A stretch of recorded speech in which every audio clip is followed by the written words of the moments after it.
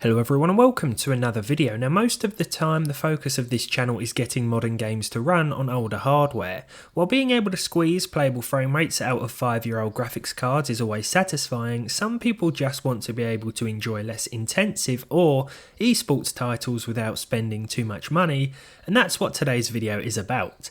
For this one I've combined two low cost components along with 8 gigs of dual channel 1333MHz DDR3 to see what sort of games we can play and what level of performance we can achieve.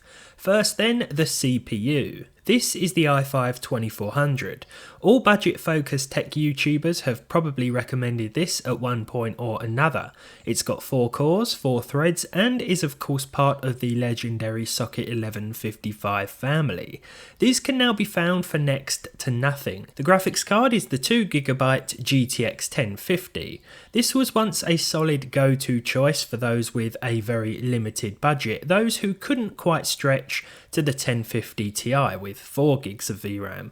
The used market is full of these and most if not all of them don't require a power connector, so it's a good add-in card for an aging pre-built or for anyone who isn't quite confident in the capabilities of their rickety old PSU. The i5-2400 and 2GB 1050 can be had for around £50 total here in the UK and probably not much more elsewhere, but always check prices where you live. This combo won't be able to handle all of the latest games smoothly, but it does still do a decent job across my lightweight library. So let's take a look. First of all, we have Apex Legends tested today at 1080p with the lowest settings and TSAA enabled. Instead of off, the textures were set to very low, which is recommended for the amount of VRAM that we have. On average, we saw 77 FPS with a 1% low of 51 and a 0.1% low of 44. Remember that we can always turn the resolution down for a higher boost in frame rates, or in games that support it we can enable FSR, but for today's one I've decided to show you what this combo is capable of at native 1080p. Next up we have BattleBit Remastered, a very popular new game which at 1080p with a high preset runs with an average of 102 FPS. The 1% low was 62 and the 0.1% low was 23, so there were a few little dips here and there, probably due to the lack of hyperthreading with the i5, but all in all this was a very solid and playable experience. I definitely recommend this game, especially if you have an older or weaker setup. For GTA 5 we have 1080p, high textures, all else set to normal here with anisotropic filtering set to 8 and FXAA as the anti-aliasing solution. The average frame rate was 80, the 1% low was 58 and the 0.1% low was 49, so a decent experience here. We could probably turn the settings up a bit, but for the sake of the 1% low I decided to keep things as they were. For Forza Horizon 5 we have 1080p once again, this time with the low preset and TAA. Now there is a very low preset here which I think we should have really enabled to hit 60 FPS, but I do think that this is still very playable and it looks a bit better as well. We do of course get a low VRAM warning which did interrupt me during this first race, but I think that the frame rates and frame times despite this held up fairly well, so I definitely suggest going with low and hitting around 50 to 60 FPS, but it is all down to personal preference of course, and either way I'm impressed with what I saw when using this cheap combination. Overwatch 2 at the low preset because in my opinion there's not really much point in going with anything higher, especially with older and weaker specs. 147 FPS on average with a 1% low of 82 and a 0.1% low of 52, so pretty smooth, steady gameplay throughout here, and I'd definitely recommend sticking with these settings, and you could actually turn things up a little bit if you wanted to and still retain at least 60 FPS, but it's up to you. Fortnite's up next in performance mode. Now this did run with at least 60 FPS with the standard DX12 and DX11 modes as well, but the percentile lows were a little worse, if you can believe it. Now the reason for this, even with the performance mode, is the i5 2400.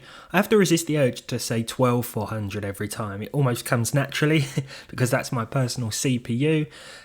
But here, yeah, Fortnite doesn't really like these 4-core, 4-threaded chips. Maybe back in the day it would have ran fine, but now it can be a little bit stuttery. But all in all, I think it is still somewhat playable, but that of course is for you to decide. Now, just like in Fortnite, CSGO is very CPU intensive, so there will be a few little dips and drops here. It's nowhere near as problematic as Fortnite can be in certain areas. The average is still okay, and the 1% low is just about acceptable, but there will be a lot of little dips and drops. It might just have been me because I was getting wiped out every other second. This is like a compilation of the worst CSGO gameplay. But yeah, it is playable to a degree, but not as playable as some of the other games we've taken a look at today, that's for sure.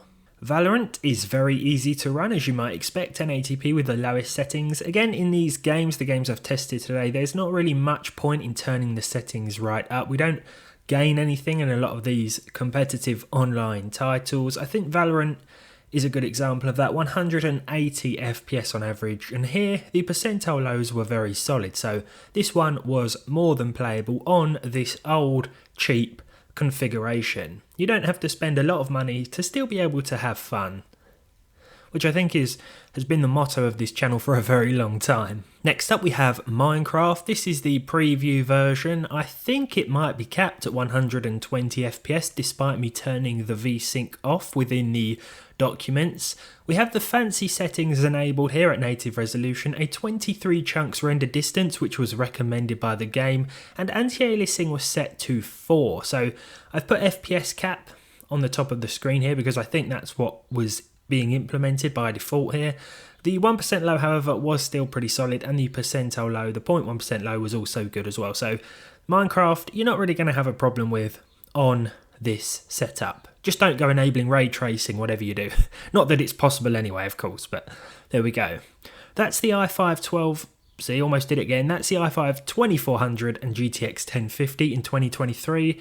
I think some of the results have been quite surprising today, and if you do want something just to play those lower end, weaker games, those esports titles, as it were, then you really don't need to spend much, and a combination like this can still just about do it, even in those titles which may suffer a little more in terms of the percentile lows. But then again, with this being an 1155 based build, you could always go for the i7 2600 instead, and maybe a 1050 Ti if you've got a little more to spend. There's also a bit more of an upgrade path there as well in terms of the graphics card, because something like an i7 could definitely be paired with something more powerful, and perhaps we'll try out something like that in the next video. But until then, I hope you've enjoyed it. If you did, leave a like, leave a dislike if you didn't, subscribe to the channel if you haven't done so already, and hopefully I'll see all of you in the next one.